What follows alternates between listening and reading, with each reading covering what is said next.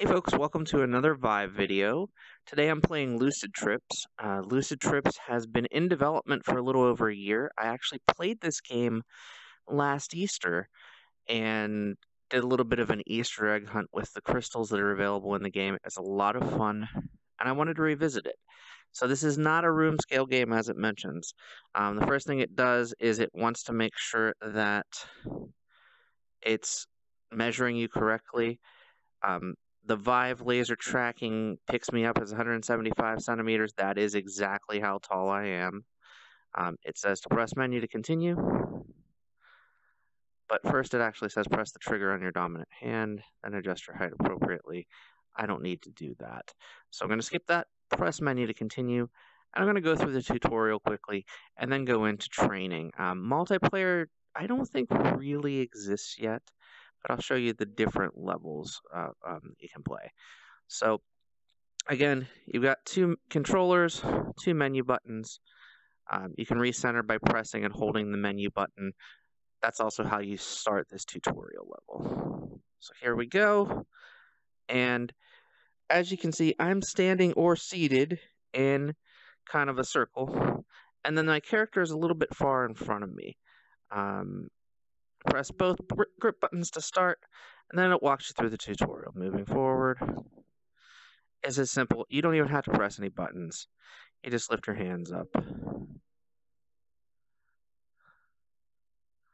to move forward and swipe. So I am going to put the wrist straps on because I just realized they're going to start slamming into my hands, and that's not going to make for very good VR video. So moving backward, just as, again, a casual swipe. Turning left and right is as simple as turning left and right.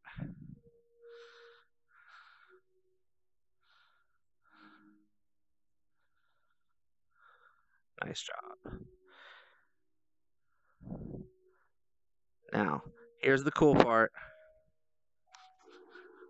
Up in the air. And then to fall faster, you just cross your arms like that. And we're back on the planet.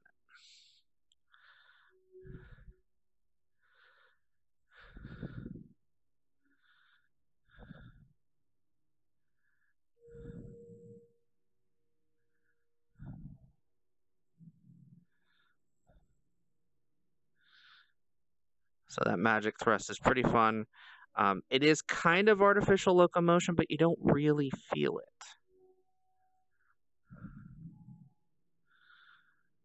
It's not at such a high speed that it's a problem. I'll say that. And gliding is a lot of fun here too. Helps you get a prolonged distance across the planet.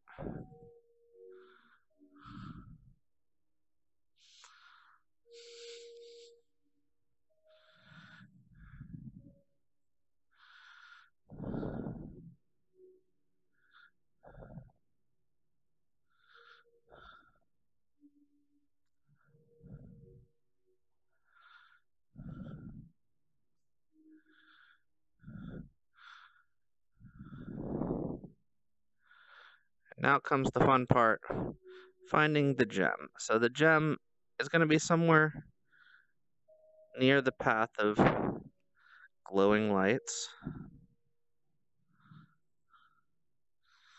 So I found, there's another one, there's another, there's another, and another, and there he is.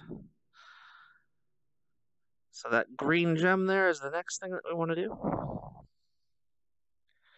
Grab it and release it up into our inventory. And the next thing it wants me to do is actually put one hand up into my inventory, pull down on that ball. That opens my inventory, allows me to select an item, and then place it back on the ground, just like that.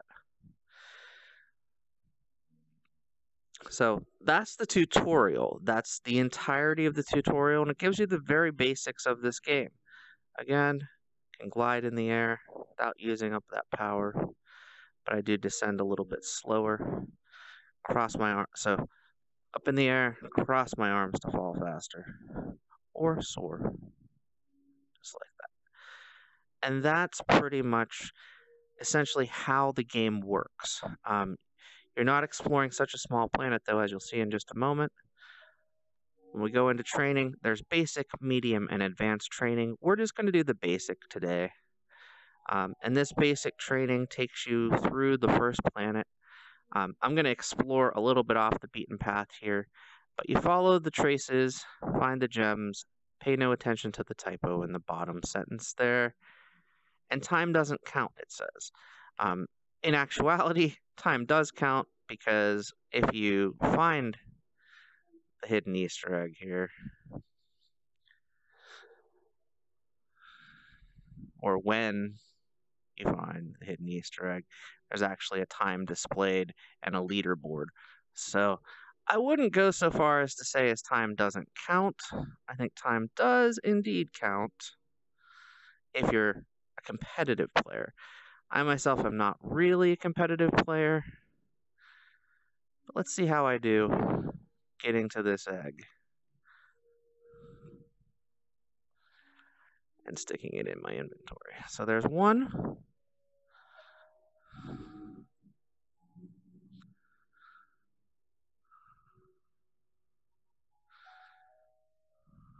I'm going to touch the ground, refuel a bit.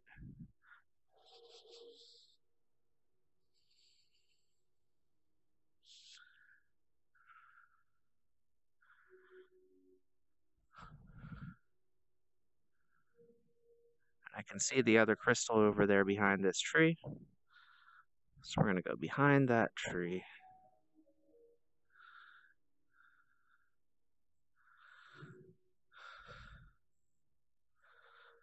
Grab the crystal, stick it in my inventory.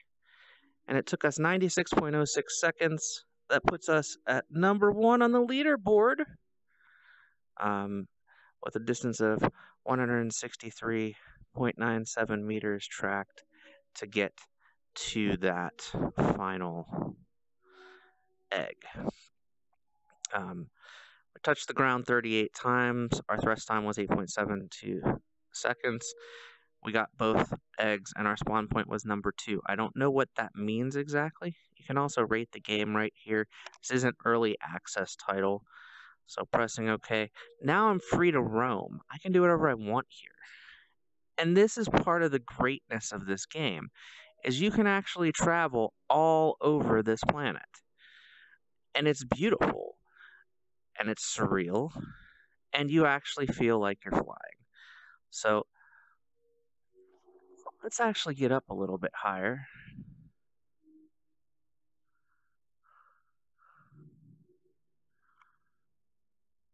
In fact, let's land here, refuel a bit. Let's get up a little bit higher. And you can see there's kind of nooks and crannies all over the place. And it's just super impressive. From what I understand, each of the levels is inspired by a specific artist. The artist's name is in the planet embedded. You'll see it in a little while when I get up high enough.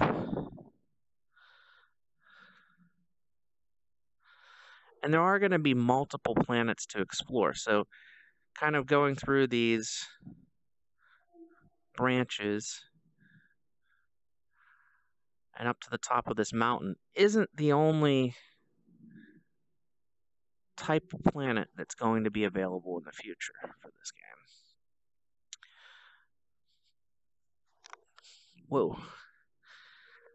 Let's actually take the green path here.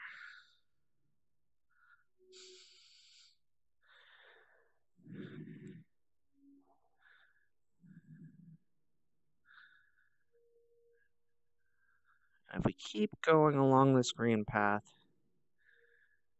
you'll see that that name right there, Dime, D-A-I-M, that's the name of the artist who inspired this particular planet. And this one's called All Directions. So if we go down here, it's almost like a desert now.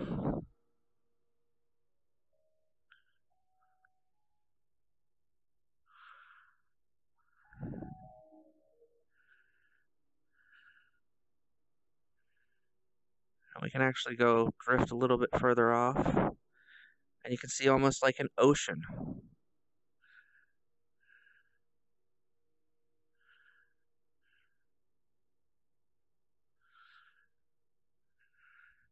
And just the detail in this planet now, as we come closer to the land, you'll see kind of the grass jutting out.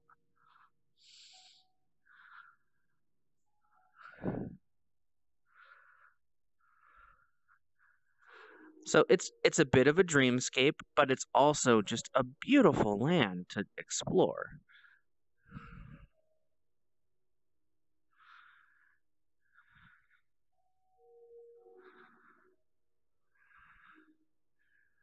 And just kind of free roaming here over this grassland. It's relaxing, it's tranquil, and now I'm going to get trapped in the ocean, so I'm going to go back on the land.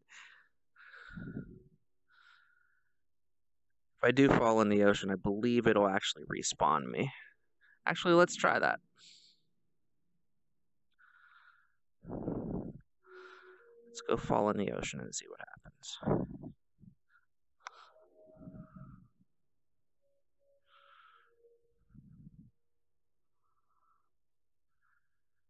So yeah, it does respawn me. You died, try again.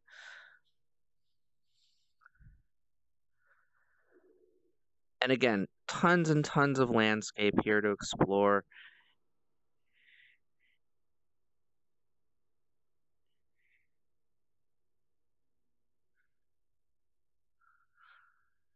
I'll go rest on the ground here. I'm going to show you the difference between basic and medium. Medium is essentially looking for more crystals and a little bit more of a challenge. So again, we're still following traces.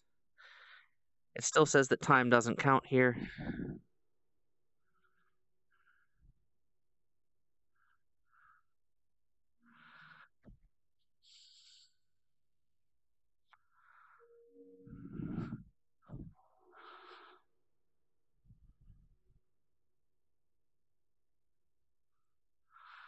And you'll notice those same glowy footprints for the eggs as you saw, even on the tutorial level. So it gives you a general sign of which direction to go in. But it's a bit more of a challenge to get to them. And like I said, there's more eggs to capture in the medium difficulty than there were in the easy. We're just going to creep up on this yellow egg right here. Grab it, stuff it into our inventory, and head for the next one.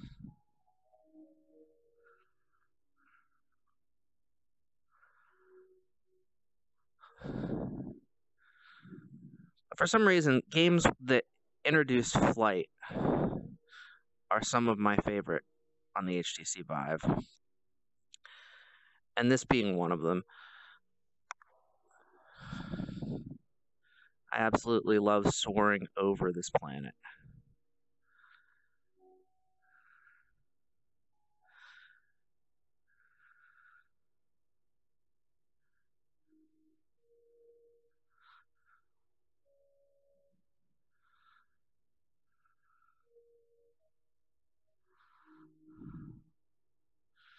You'll notice in a moment, you can even explore kind of into the deep nooks and crannies of the planet as well. Gonna do a little bit of spelunking here. So I go through a cave. Collision detection in these land environments is not 100% perfect, but it's kind of a dreamlike space. So suspend disbelief a little bit. It is absolutely a phenomenal experience to play. And, you know, you don't really want to hit your head on the wall. So if I did hit high speed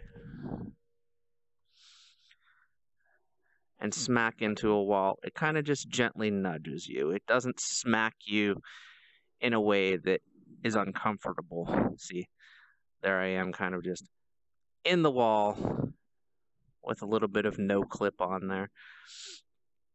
So now we're going to climb up a little bit further.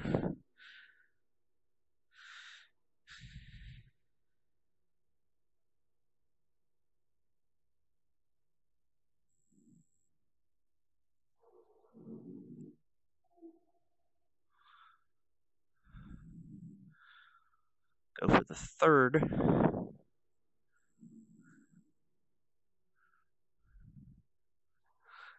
Of 4 here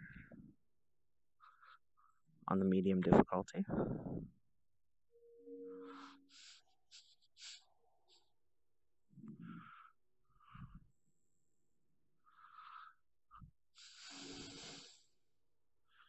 Again, same planet, all directions.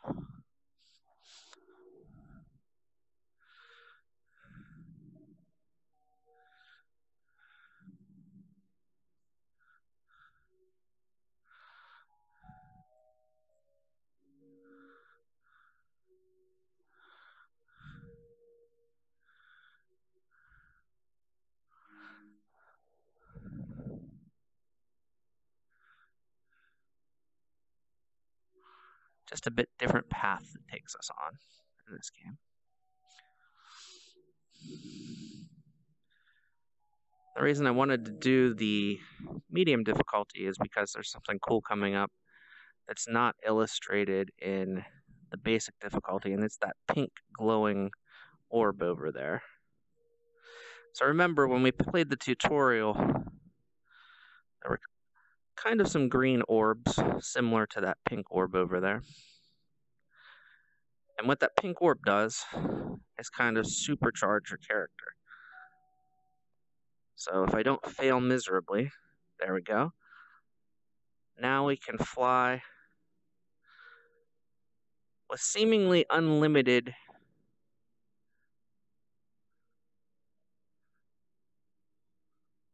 boost power here.